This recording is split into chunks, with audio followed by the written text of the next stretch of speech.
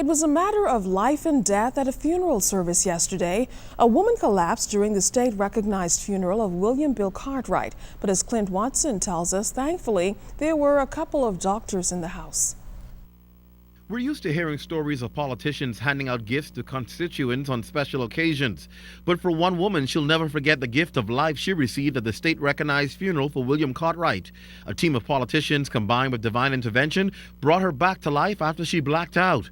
It was the team effort of opposition leader Dr. Hubert Minnis, Health Minister Dr. Perry Gomez, and Youth Sports and Culture Minister Dr. Daniel Johnson, who didn't think twice to intervene. Myself and two other men lift her to the back of the church. We lied her down on a bench.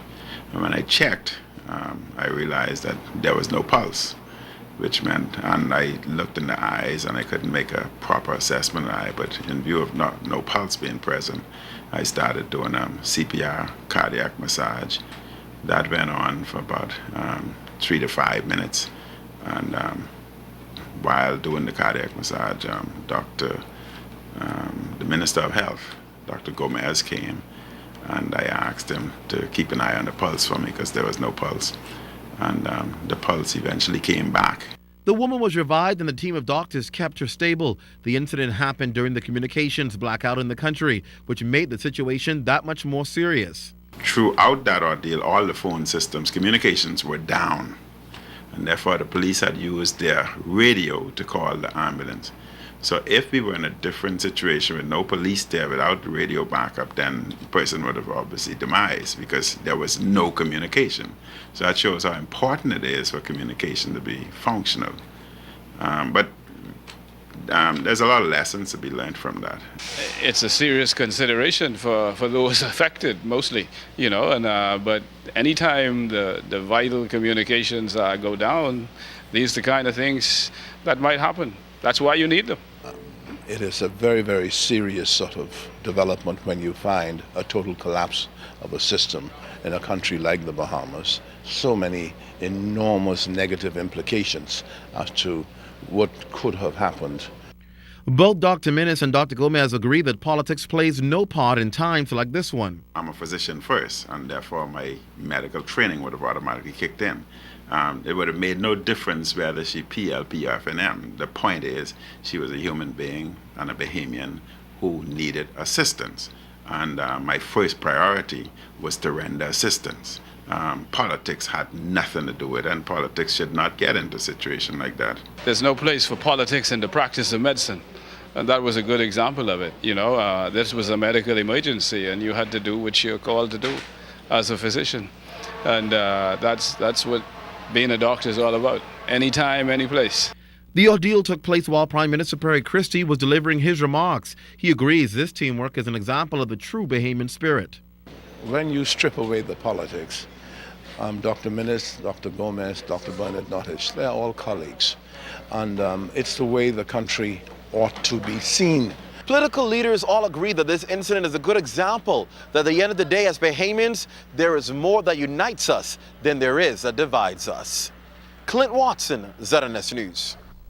The Bahamas is said to be making its mark in medical training and research in the region. In fact, over the years, the government has increased its budget to allow more Bahamians to pursue medical careers. And the impact was evident last night with an increase in the graduating class of trained professionals from the School of Clinical Medicine and Research of the University of the West Indies.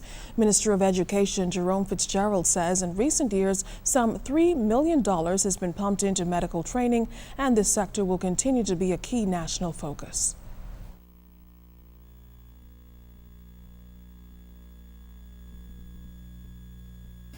The government will continue providing the level of assistance that will secure the type of training our medical students need.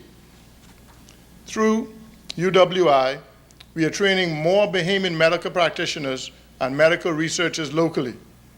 These are the doctors who will lead the way in finding clinical solutions to combating the many debilitating and life-threatening diseases such as HIV, AIDS, and cancer. Like our international counterparts, graduates, you have the aptitude and intellect to conduct cutting-edge research that can help us to better manage healthcare and formulate medical treatments. Minister of Health Dr. Perry Gomez also commended the growth in medical research in the Bahamas. He says while we have new treatment, there are many more diseases to treat, and he pointed to this concern facing the region.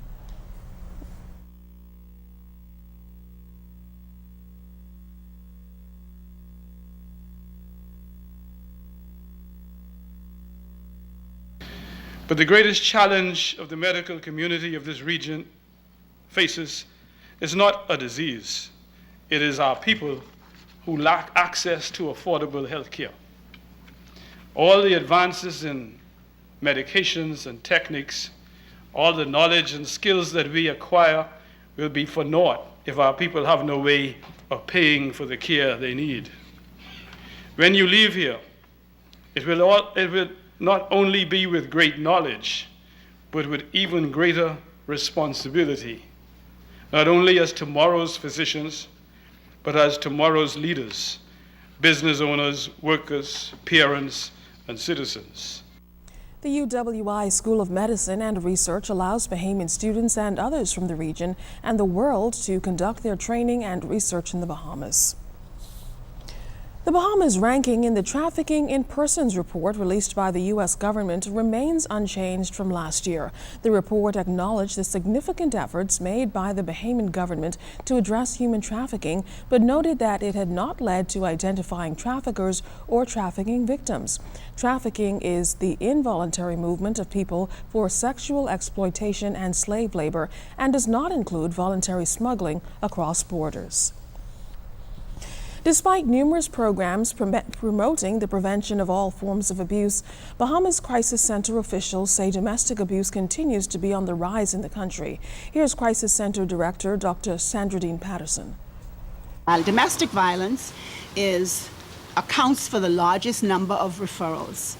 I think if you look at our referrals over the year, and they increase every year. I think in 2010 we had maybe over 700 interventions that we did with persons. Now we're over 1,200 interventions that we do with persons. And of that list, the majority, at least a third, are domestic violence. Now, it's a worrisome trend that can lead to violent crimes like murder. Magistrate Cleopatra Christie says laws like the Domestic Violence Act, protection order rather, are in place to protect victims. The good thing about the Protection Orders Act, it provides the court, the court can make an interim order.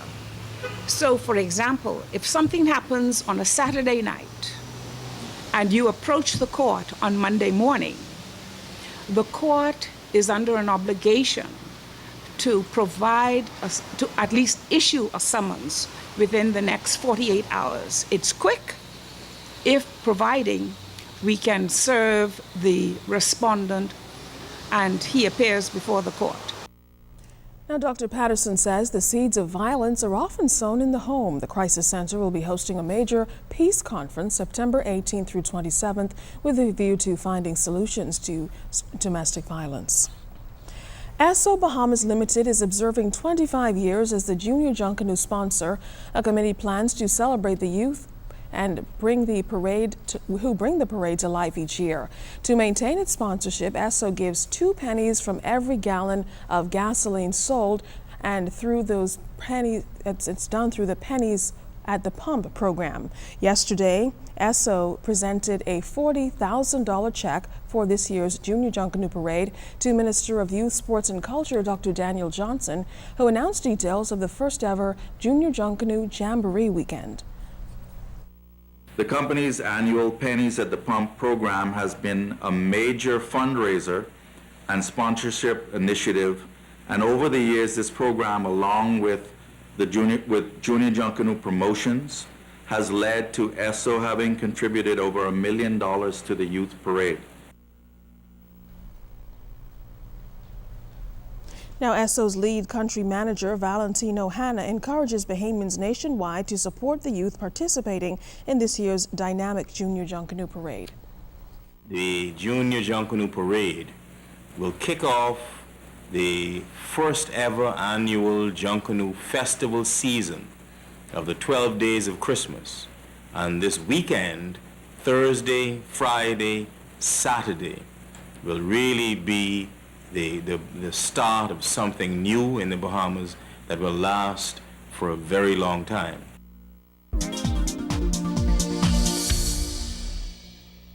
Welcome to tonight's edition of the Business Beat, sponsored by Royal Fidelity. Good evening, Bahamas. I'm Altaviz Munnings. Let's take a look at what's making business news today. The Bahamas International Securities Exchange, BISEX, announced today that Kalina Holdings Bahamas Limited has successfully completed the listing process for its Class A preference shares, which are now listed on the exchange under the symbol CHLA. BISEX is able to list the secondary issues of BISEX-listed companies, with the Kalina Holdings Bahamas Limited Class A preference shares becoming the 7th security to take advantage of this listing facility. The Bahamas Investment Authority and the Bahamas Chamber of Commerce and Employers Confederation will host the business community to an informative session on local business incentives this week.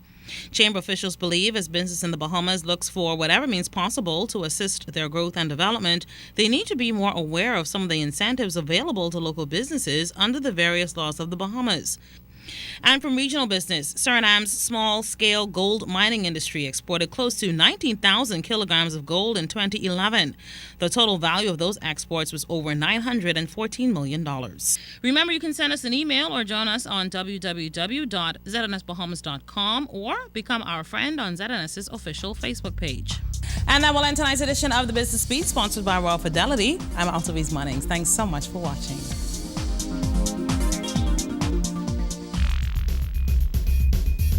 It's time for today's Doctor's Hospital Health Tip.